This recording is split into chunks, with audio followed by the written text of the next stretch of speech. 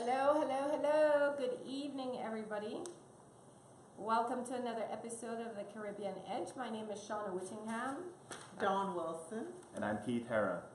Thank you for joining us this evening. As if you don't notice, one of our team members is missing. Sean Spalding isn't here with us tonight. He has a family emergency and we miss him dearly.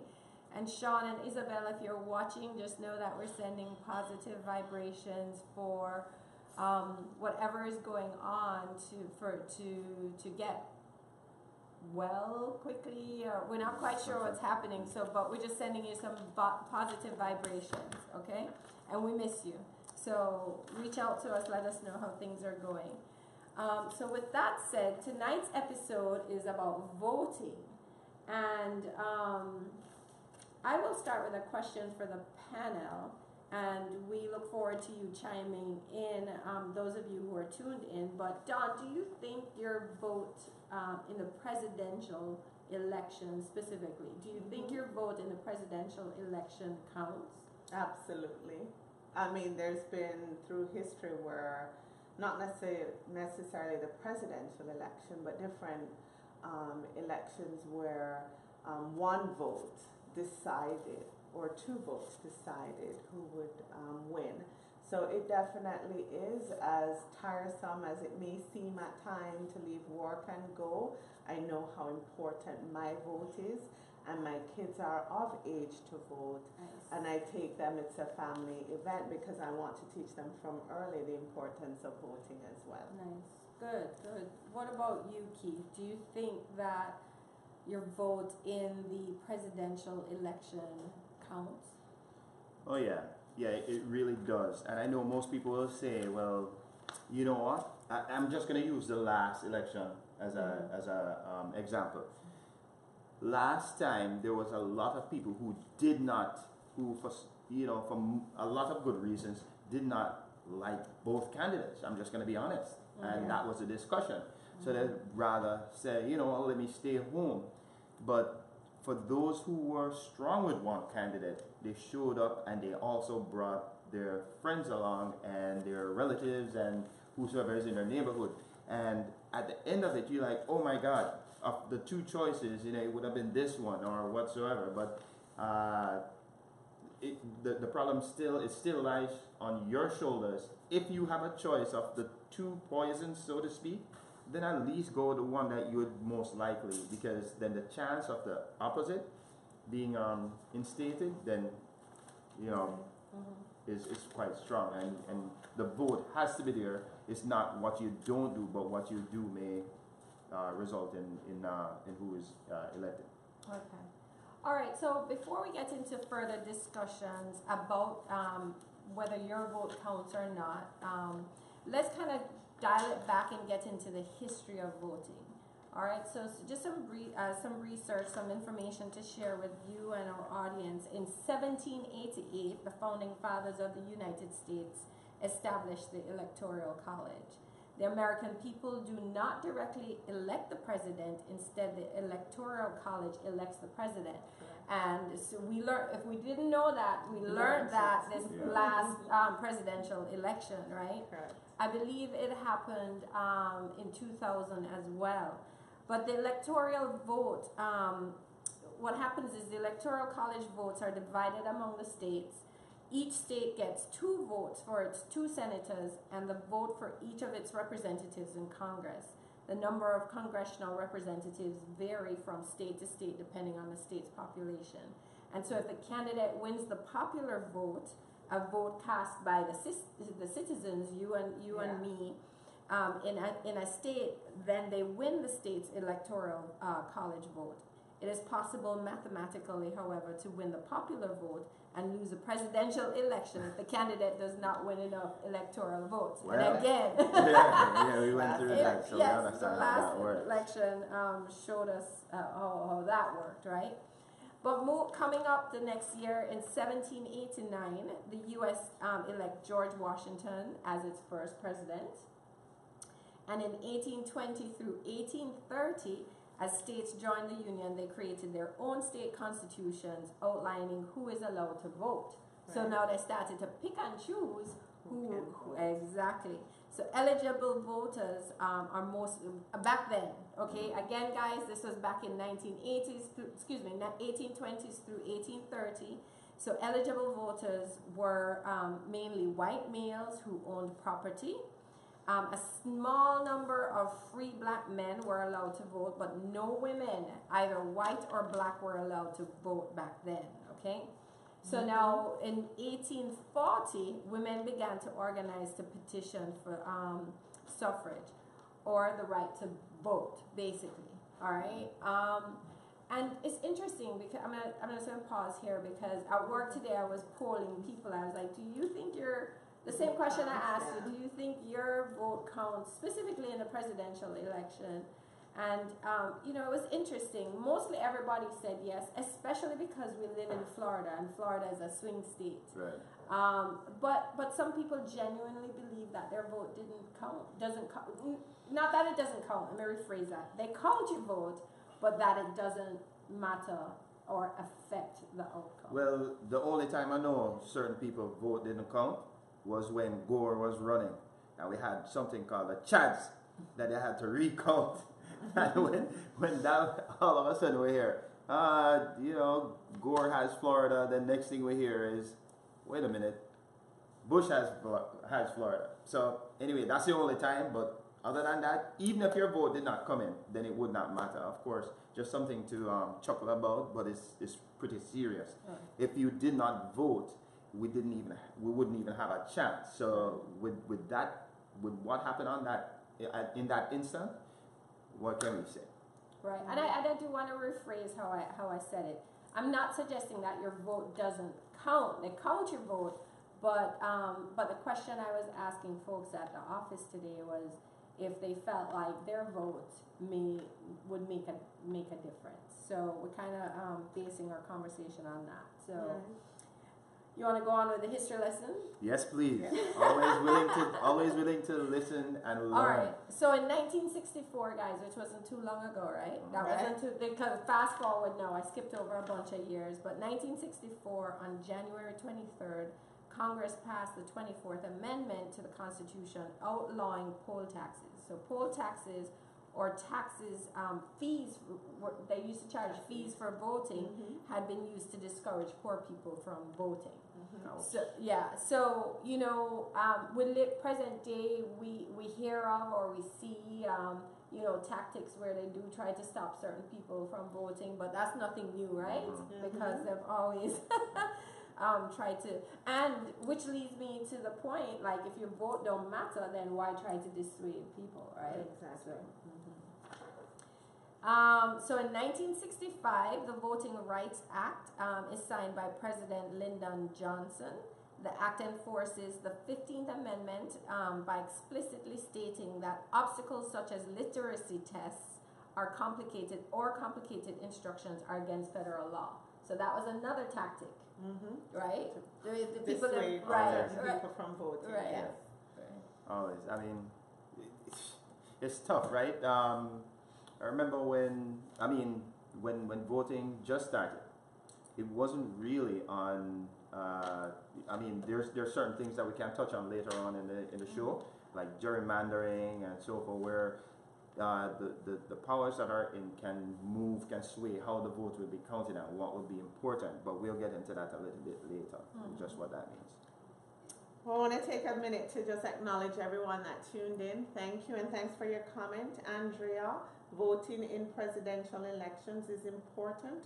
However, I feel voting for your local sheriff, your mayor, or governor is more important, as they're the ones who make changes in the community. That is so true. Yep, Those midterm amen. elections. Amen to that. If anything, I put more weight on the midterm elections and what happens locally than I do on the federal level. So completely agree with you, Andrea. Yeah, and I was the opposite, but because of the last election and because we're researching and educating ourselves, especially as we get older, and on this show as well, I'm realizing how important those midterm elections are.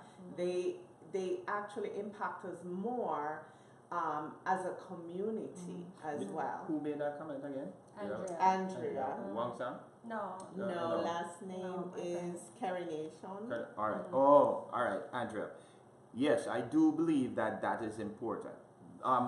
Reason being, when we have the local elections, when we do have these, especially even if we have the state elections, you most likely will find a person who is in your neighborhood who is going to be the one that you're going to be voting for.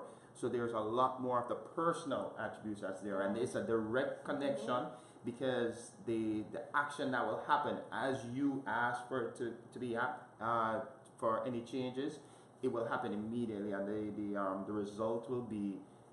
The impact will be immediate. Because they control Congress, Right, is what right, those right. midterm elections do. Right.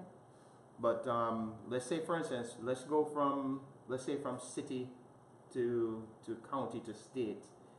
When you have your election for each person who is representing you on each level, the important part there, why you should get involved in each one, is because on the higher level, there is still the local person that you vote for. Their hands can be tied by the next person on the next level, on the state level or by the county level, because they have to answer the next one up. So to help them, as you vote for the person on the local level, is to vote on the state level and then vote on the national level. I mean, if you Absolutely. don't do that, then you've made the proper vote, and that is great. That is extremely important. But to help the person that you voted for, you need to vote in the general election. Right, because some of the things that those impact would be healthcare, immigration, gun reform, the environment, women's rights, college education, legalization of Right. weed. Down to the price you pay for electricity. Oh, It yeah, affects absolutely absolutely. everything. It affects your running water. You know what happens in terms of security, police, firefighters. You know, it impacts everything. So kind of just going back to the history lesson, we're almost done. We just have 2 more years. So 1971, on July 1st, the 26th Amendment is passed by Congress, lowering the voting age from 21 to 18. So so you used to have to be 21 to vote. Everybody knows now that as long as you're 18, you're good to go. Right. Nobody knows more than the Parkland students from the Yeah. Stoneman Douglas. Douglas shooting, because they're all petitioning and getting out there. You know, I forget what the number is. We shared it on a past episode, what the number of young people turning the age 18 before November 6th, which is the next election. You know, I believe I want to say it was like 3 million plus. Yeah. well, you know what? What? Something that comes to mind when we talk about amendments and why it's so important to vote on amendments. I remember when I came to the United States back in the 80s, and I had a cousin who was 17 years old. And you remember, follow me 1980s, you remember which president was coming in, and when when he was 18, he's like, all right, we're going out to drink. Well, Ronald Reagan says no more 18, the age is 21 to drink. So I remember that. So, all right, that is just something to laugh at because, because it was personal to me and what happened. I was laughing at my cousin, but it happens with just about every amendment. You need to know what amendments are there so you can vote on the amendments, whether it's a yes or a no. So these are things, we'll give you some websites that you can go on and see what amendments are out there and what you're voting on, and also the constituency and who's running for what area. We'll make sure that we supply you with all that. But an important thing is that you go ahead and explore the information that we're going to post later. Yes. Okay. Thank you for that, Keith. And then in 1975, Congress expands the Voting Rights Act to protect the voting rights of those people who do not speak or read English. So basically opening it up to everybody, but we can all attest to the fact that there's still tactics out there to try to sway one way or the other, or prevent one way or the other, or suppress, which one of them, I don't know if now is a good time to go into. Well, let's check if there are any comments from the audience. Okay, so actually let's jump into this. So you know that if somebody has a felony on their record, that even if they've served their time, even if they've had it expunged, even if they were wrongfully accused, once they have a felony on their record, they have now lost the legal right to vote. Correct. And the funny thing is, you will have people who have a felony, and they're citizens, and they cannot vote even though they have a citizenship. And the numbers. So if we go through the system, and I'm just talking to everyone out here generally, let's just give this a thought. When you think about the demographics and who is in prison, who are the ones incarcerated, who are the ones that's going to have a felony, who are the ones that get a felony, a lot more felonies. I'm just throwing that out there. You do your own research and you will see exactly what we're coming up with. A lot more blacks are in the prison system, and a lot more blacks are being incarcerated, and a lot more blacks will come out with that felony and are not able to vote. So where we think we would have the numbers, a person cannot vote. Their vote now, when we spoke about vote not count, they're not even able to vote. Right. And some of the time, and all the time, they have a right. Every human being on this planet have a right, and we have to think about those who don't have the opportunity to vote, and you have the opportunity to vote, and you're not Right. making that step forward. But even bigger than that, sorry, what about the people? I mean, there are people who have lost their lives in order for women and people of color to be able to vote. But I wanted to mention that even for those people who might even just be residents, obviously you're not able to vote if you're not a citizen, or the situation with the felony, or whatever reason, you could still do your part in either supporting a campaign, whether financially or with your time or whatever resources are available, to help educate people you come in contact with. I know these campaigns are constantly calling me. I've worked, I've given, what I can, but you could, even if you don't have the right to vote right here, right now, there's still things that you can do to help to contribute to society when it comes Right. to. But there are people that may say, if you committed a crime and you're charged with a felon, why should you have the right to vote? So there are people on the opposite side of the fence, Mhm. regardless of how you take it. Just like if you have a certain career and you did something wrong, you're a Mhm. doctor, your license is suspended, Revoked. removed, Right, revoked. right. So not everyone watching or in the world believes Believes that. felony should have the right to That's vote. right. That's just the world we live in. Mhm. Well, then their citizens should be taken away. I mean, even if they were born here, they're Well- not, because they're ahead that count.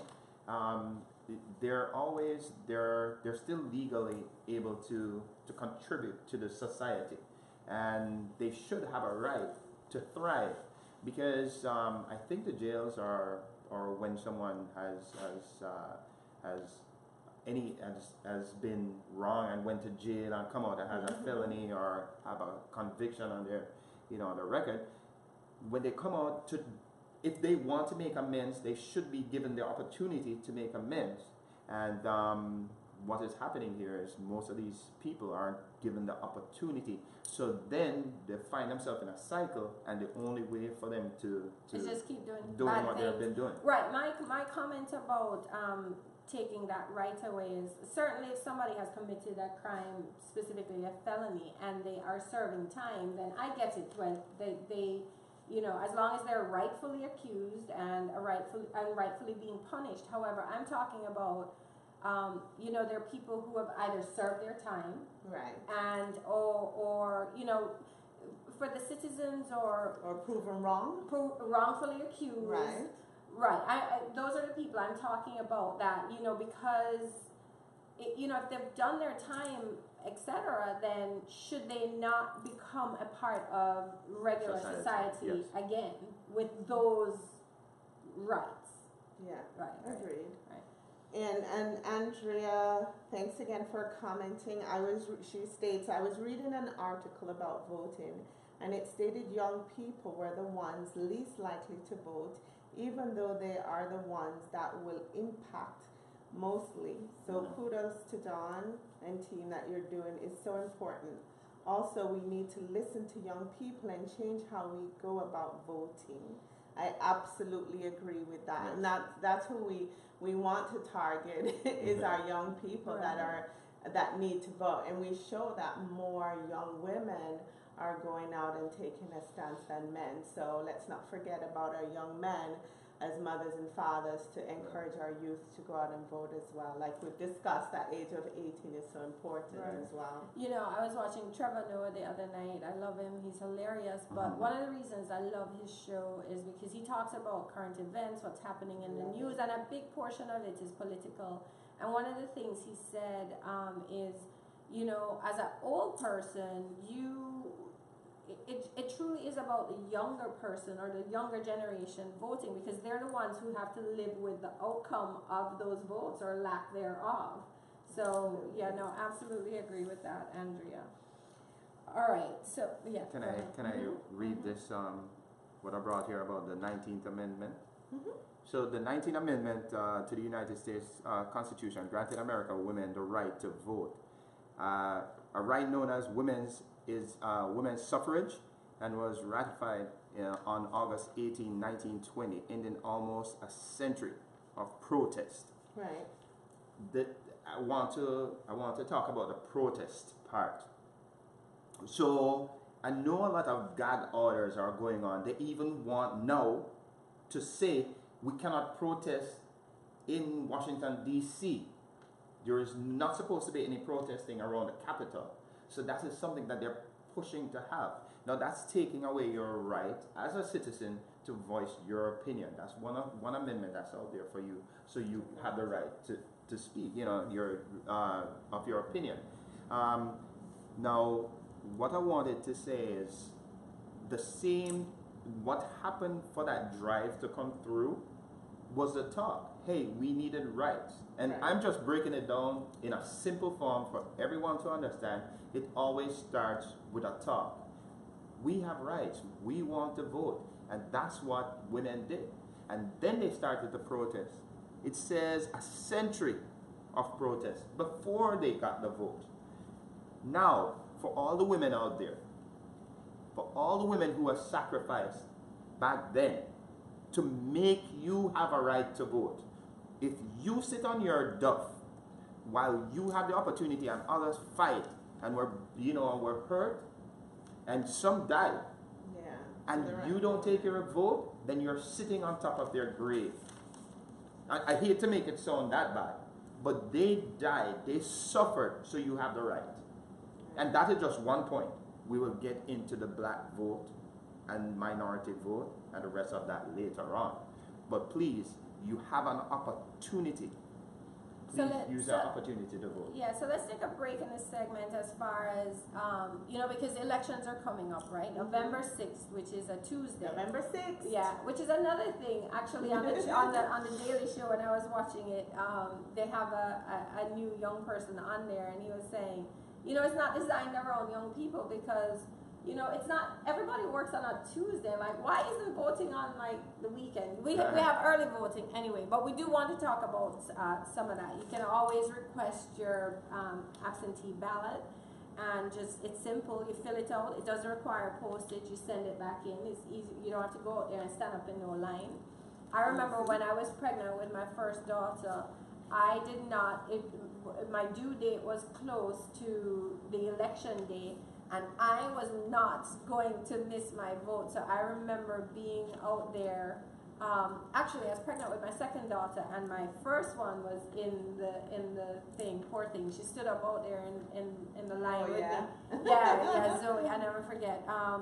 But anyway, because I didn't want a chance being in labor and missing an opportunity to vote. So you can always go for early voting, and just know that with early voting, you can't go anywhere, but when it's the day of the vote, you have to go to your assigned. Exactly. Right. You can go to any 23 locations that we have now, and you have until November the 4th, which would be considered your early voting. Right. Okay, wait, just to clarify, so November the 4th, You mean from now till November the 4th? Right. Yeah. So Okay, you're right. right. So it started from October 22nd Right. until November the 4th. Okay. You have a chance to do early voting, and you can do that early voting at any of the 23 locations here for the people who are listening here in our district. Right, and State of Florida. And if you miss this early voting, though, on November 6th, which is a Tuesday, they have to go to their designated. Then you right, have to go right. to your designated district. Right. Something you want to share, John? Well, it says vote by mail, no excuse is needed. The vote by mail hotline is 954-357-7055. Tell them again, Don. 954-357-7055. So if you miss it, just play the show again and you'll hear it. But you get so much information in the mail, and after the election, I swear, I was one of those people. I went out and voted, but all I cared about was voting for the president, like a lot of people out there. I didn't know when I went to the ballots who to vote for, because I'm so busy with my day-to-day. I just never took the time. This time I'm paying attention, and they send you information in the mail. We have so many things online, like I think Keith mentioned. Research, talk to your friends, find out why you should vote for someone. Right, right. Get the information. I think one of the things Andre Michael Hill is mentioning is information, but I don't know if you want to incorporate. Can I just say something about the voting by mail? So the voting by mail, I wanted to take advantage of voting by mail, especially if you expect to travel or you expect any change in any yes. in your schedule or anything like that. Request your vote by mail by October 31st. That's how much we're right up on October 31st. So make sure you do that by October 31st. I repeat. You said it 2 times already. We'll post it as Yeah. well. Here, Michael Hill, where's Sean? If him gone vote. No, Michael, this is how we know you tune in late now, because Sean had a family emergency, so we're sending some positive vibes for a good outcome, and I'm sure he'll be back next week, but he was unable to be with us tonight. And Natalie Wong Sam, thanks for chiming in, Natalie. It is so very important to teach Gen X, the millennials, in a few years, the Gen Y, about the importance of voting. So, start shaping your children's minds on these issues. Example, human rights. So definitely. right. And there were a couple others, right? And Andrea says, I don't think felons should have the right to vote. Well, not immediately. Maybe after 20 years. After they've served their time and have redeemed themselves during this time as good citizens. Not just, or I serve my time in jail, I should be able to vote. I think you should be given the opportunity to prove yourself in your community, and then and only then should you have the rights restored. However, I must say I'm not an expert at the topic. And we appreciate that. You don't even have to be an expert, Andrea, because that's the beautiful thing in this world is we all have a voice. And, that's one of the comments we made earlier. Not everyone agrees that, whether your rights should be or should not be taken away from you if you've been convicted of a felon. You know what? That's a good point, and I agree with that. There has to be a point to where a person, they have to understand getting the opportunity to vote. It's a privilege. It's a privilege. So you have to make sure that you're an upstanding person in the community, and then your privilege should be reinstated for you to vote, because there are certain topics which we don't know about, which their opinion, a person who has been incarcerated, their opinion may be very important. Right. So we can't. And you could also, to some degree, a felon, you could go either way. There's an argument for either side because they've come out, like Shauna mentioned, they've done their time. Some people may have been innocent of the crime. The punishment outweighed the crime.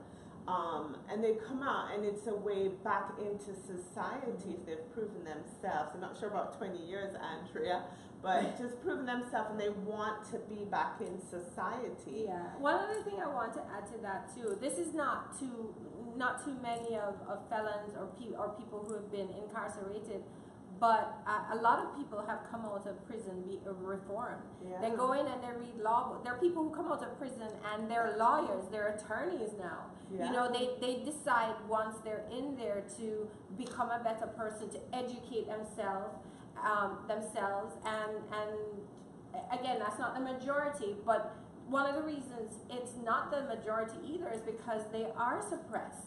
Yeah. They are, you know, it's hard to go get a job. It's hard to go provide for your family. So the easiest thing for some of these people to do is just get back in that cycle of committing crimes.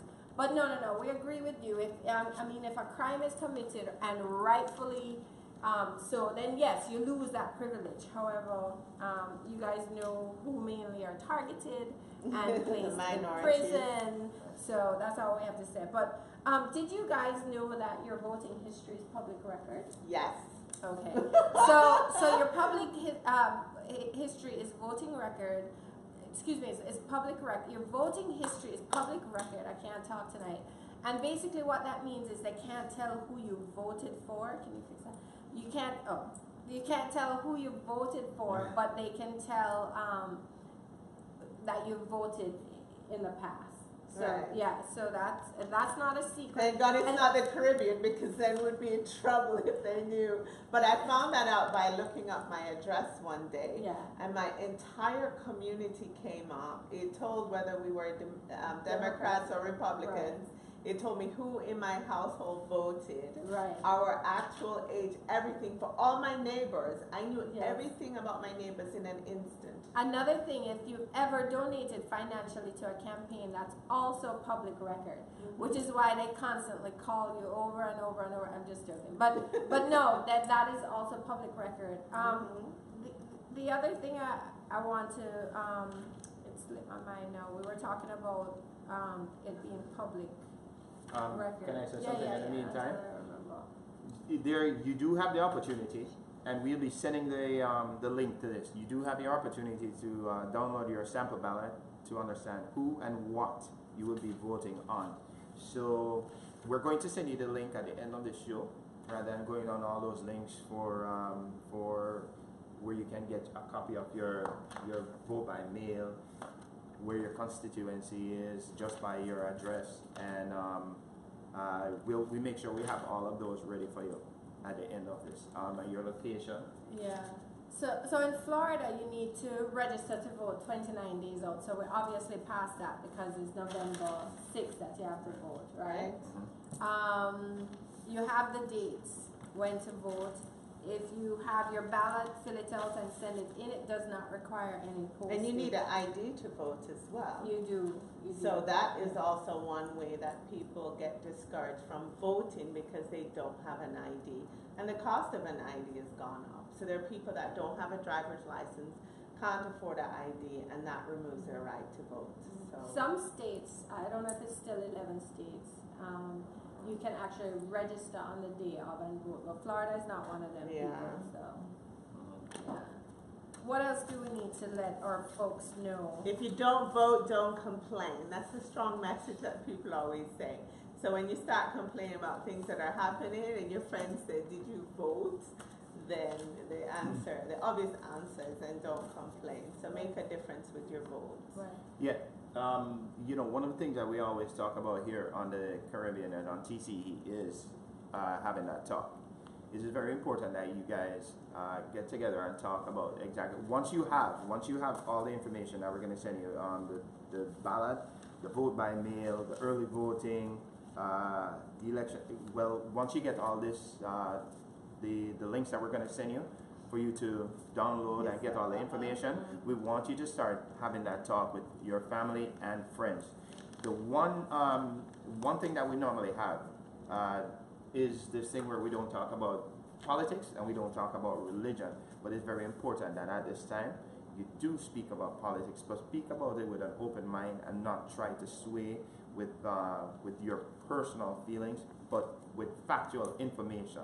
I know facts is a thing now that's very rare, but Actually, we're going to run by facts and make sure that whatever you believe in, you're voting for. Right. So I think from the I don't know if it's the last election, but they said 40% of society identify themselves as non-white, which is the most diverse in history. So that's a huge percent that can make a difference at the ballots, one way or the other, whichever way you vote.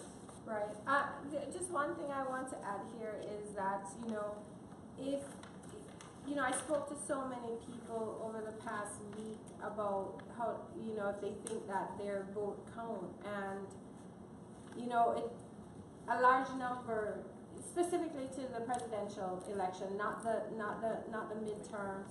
I think hopefully everybody understands how important those are, voting on your local level and all the different levels that Keith mentioned earlier. But, you know, to Keith's point, even if you think your vote doesn't count, you know, you've earned the right.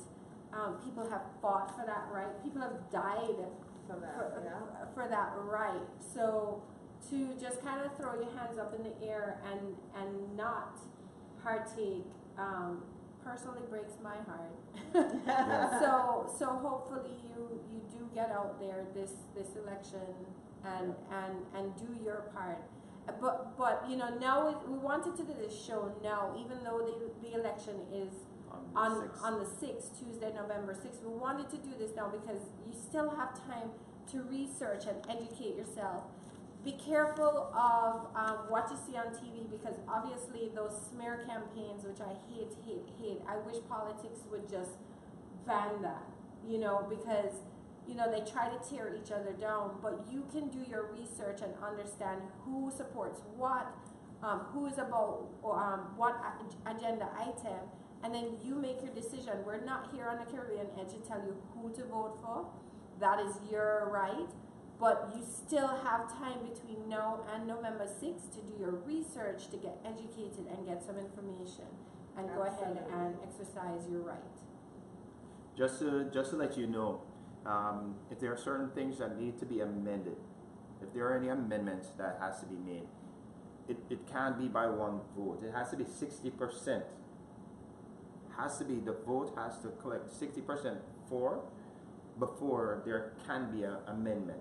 And just to read something from the Florida Constitution Revision Commission, that CRC, convenes every 20 years to review proposed amendments to the Constitution. Every 20 years. Wow. Also, I think once you're registered to vote, that information, you don't have to go register again. So even if even if you think you missed the deadline, which was, when was it, last week, you might still be registered to vote. I think it's only if you haven't voted in some crazy number of years that you have to re-register. They kind of take you out of the system, but just check, because most people, once you're registered, you remain registered. Yeah. What else? You guys have anything else on your to go over?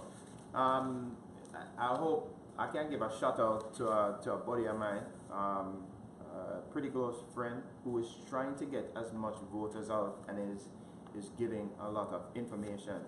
Ask him to send me a link. I hope he's watching through somebody else's name, and give me a link. His name is Marlon Hill, and he is trying to get out the votes as much as possible, and he's open to any questions that you may have when it comes to voting, and any information that you do need to get this to pass on to anyone that's going to be in a legal form and it's going to be facts. You can always ask Marlon to get that for you. You're doing good things, brother. Amal, I'm not taking my feet out the couch. We took a vote, No, we didn't. Yeah, I did a poll, and my feet can stay in the couch. Who meant that? Who that now? Amal said, "Must step my foot in the couch." I do want to say it is Breast Cancer Month, Awareness Month. So we encourage you to go get your mammogram done. I know it's scary. I know you're hesitant. I went and did mine last week, and thankfully got the call today saying everything was clear. And so, you know, it's scary. I agree. I didn't even want to call the doctor's office to know, but they called me and I took the call because I know I have to know. So early detection is key. So whether it's this month, next month, you don't need a special month to get your health checked. And can I say something to the guys out there? Yep. You can take part in this mammogram thing. Don't be afraid to grab onto your girlfriend's breast and feel it, you know. It is very important. I mean, it's... Yeah, I have a friend who discovered, her husband is who discovered. See that? Yeah. See? Yeah. And I'm just here to help. You know what I mean? Yeah. We got So, it. so for all the married guys, all the guys who have their girlfriends, make sure that you're doing that. Just to help out. When she asks you what's going on, say, hey babe, I'm just helping out. I just want to make sure, you know. And even if your maid helps you, still go get checked. Check. Because Right. some women have larger breasts, more dense breasts, and they'll do an ultrasound if necessary and more in-depth test for you. But early detection is key, and it is scary, but you need to do it. On this mammogram tip, I don't know, Dawn, we need to put our heads together because we need to come up with a new machine. It must be some man. Oh invent Lord, that The that vice machine. grip? machine is Jesus horrible. The vice Christ. grip? Oh my God, it's awful. Yes, I felt like a piece of meat. Like they just stretched it and pound like ground beef. They were, oh my gosh. When I left, I felt like I didn't even get a glass of wine I after know, all right? this. That's You why I deserve- say go for the deserve a kiss on manipulation. the collarbone. I needed a dinner and wine after all that. Right, But, yeah, it's awful. it's. We need a I new said that machine, to her. yeah. I'm like, with technology, they haven't come up with a better way to do this, but We women You need to do know. something about that. Guys, what we can tell you is that we will at every one of our shows until the 6th, we will give you a little bit of information somewhere, a little tidbit within every one of our shows. So stay tuned for whatsoever we may have on election until November the 6th. Yes. But just as responsible human beings, as a responsible, especially if you have your citizenship, which you have to vote, is you have time. Hopefully this show, if nothing else, has brought some kind of awareness. Like start your research, yeah. write down who you want to support and go research and see what that person is about and get that stuff together. Yeah, it's so accessible. Yeah. There's no excuses. Vote, make a difference for yourselves, for your family, your communities, your children. Yeah, and we're all going to sit at the table and fill out my ballot right now. And I have all the information she needs because I got it in the mail. Alright guys, so we look forward to seeing you next time. Thank you so much for tuning in to this episode of The Caribbean Edge. Just remember to like, subscribe, share, follow us on Instagram, Facebook, and Twitter. We'll see you next week. And thanks for being the best part of the Caribbean Edge. Bye. Right.